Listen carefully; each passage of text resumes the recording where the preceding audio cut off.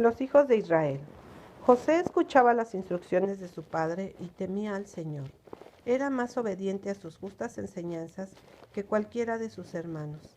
Atesoraba sus instrucciones y amaba y obedecía a Dios con integridad de corazón. Se sentía apenado por la conducta errónea de algunos de ellos y con mansedumbre les aconsejaba que se portaran bien y abandonaran sus malas acciones. Esto solo los exasperaba.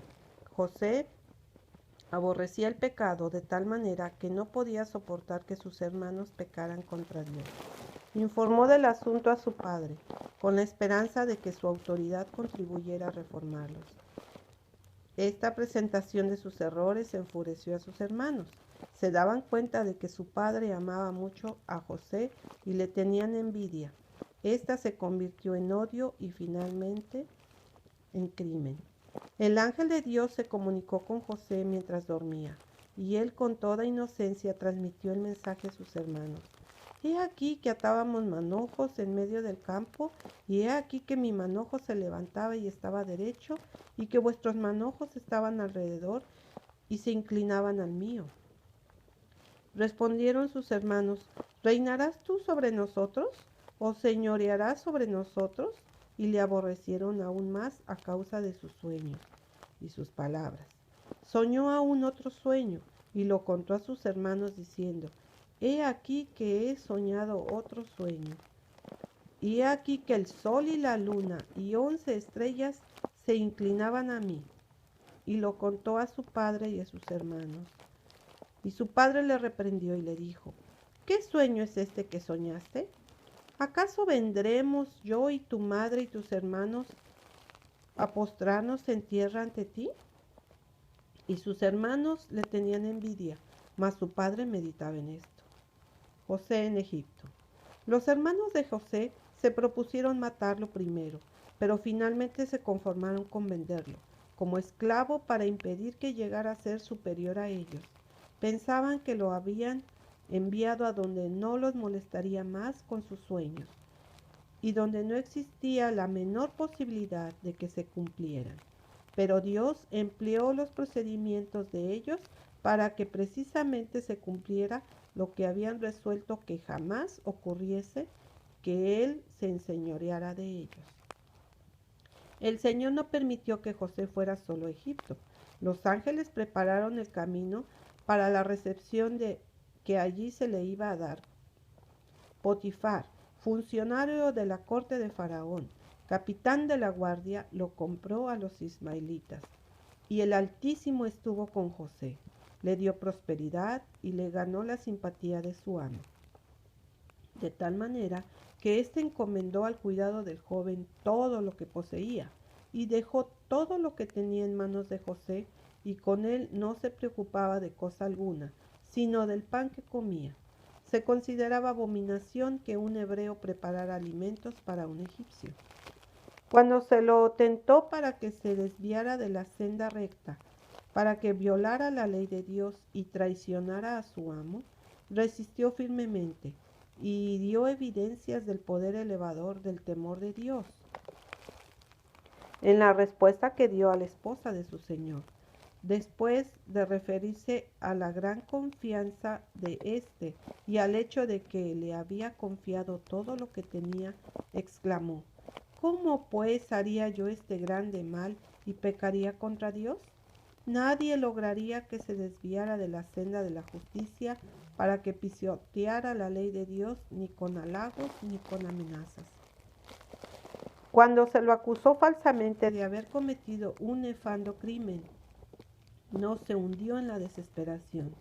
Consciente de su inocencia y su justicia, continuó confiando en Dios, y el Señor que lo había sostenido hasta ese momento no lo abandonó.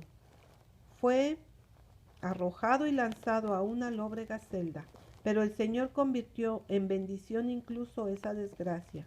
Suscitó la simpatía del encargado de la prisión y pronto José estuvo a cargo de todos los presos. Aquí tenemos un ejemplo para todas las generaciones de creyentes que habrían de vivir sobre la tierra.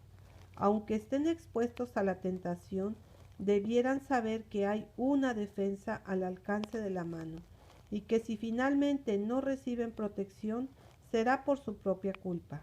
Dios será un pronto auxilio y su espíritu será un escudo. Aunque estén rodeados de las más terribles tentaciones, hay una fuente de fortaleza a la cual pueden recurrir para resistirlas. Cuán tremendo fue el embate que se lanzó contra la naturaleza moral de José. Provino de alguien que ejercía influencia, de una persona bien preparada para desviarlo. No obstante, con cuánta prontitud y firmeza resistió.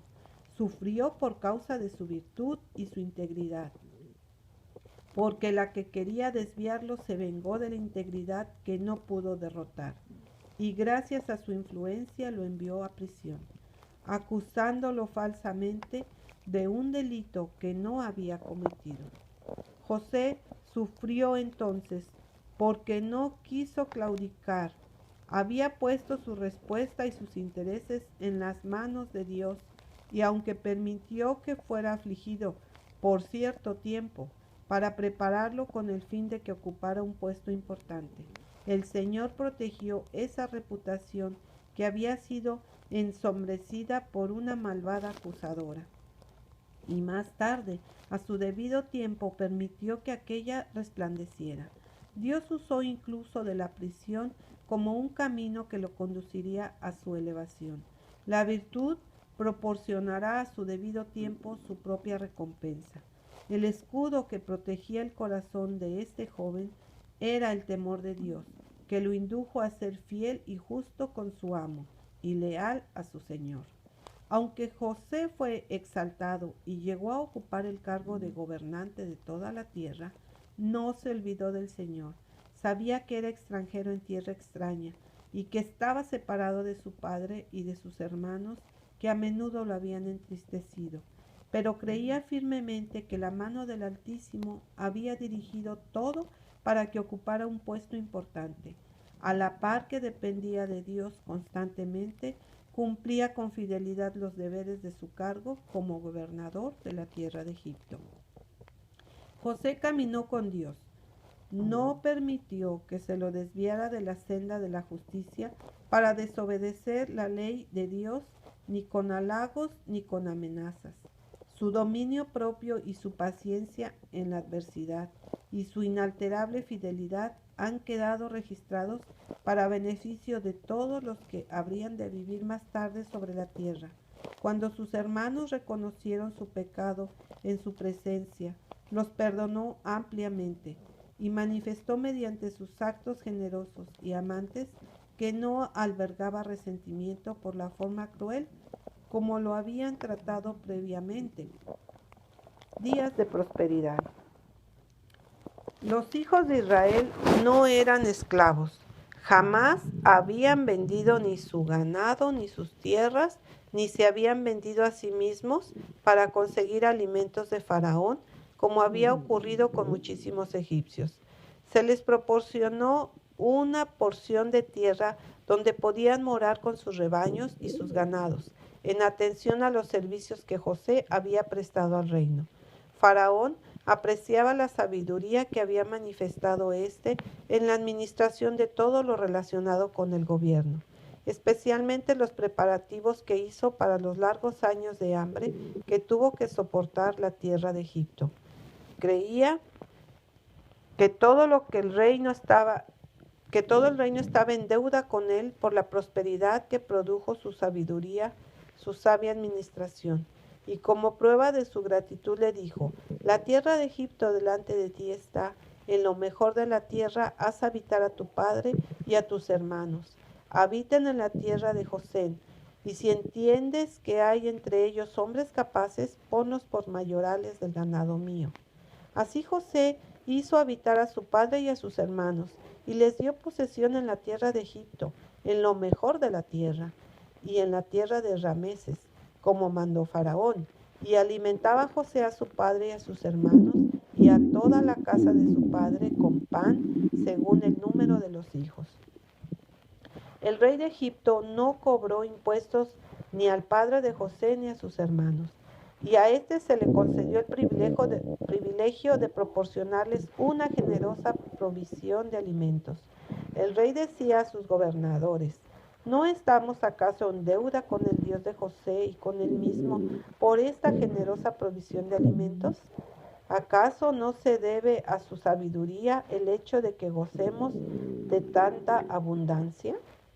Mientras otros países perecen, nosotros tenemos bastante. Su administración ha enriquecido grandemente al reino.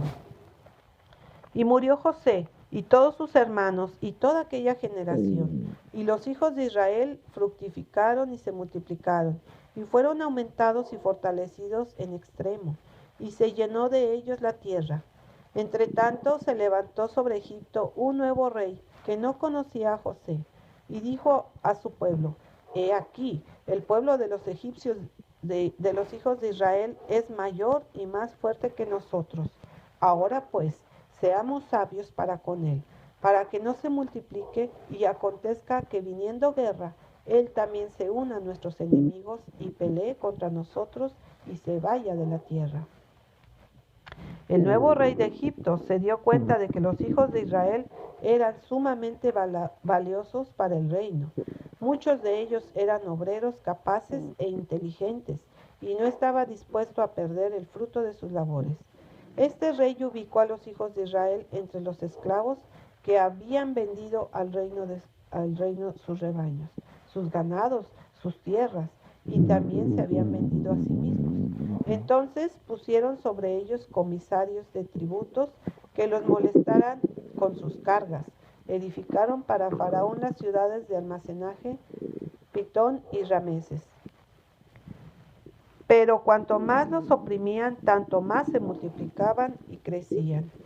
De manera que los egipcios temían a los hijos de Israel, y los egipcios hicieron servir a los hijos de Israel con dureza y amargaron su vida con dura servidumbre, en hacer barro y ladrillo, y en toda labor del campo y en todo su servicio, al cual los obligaron con rigor.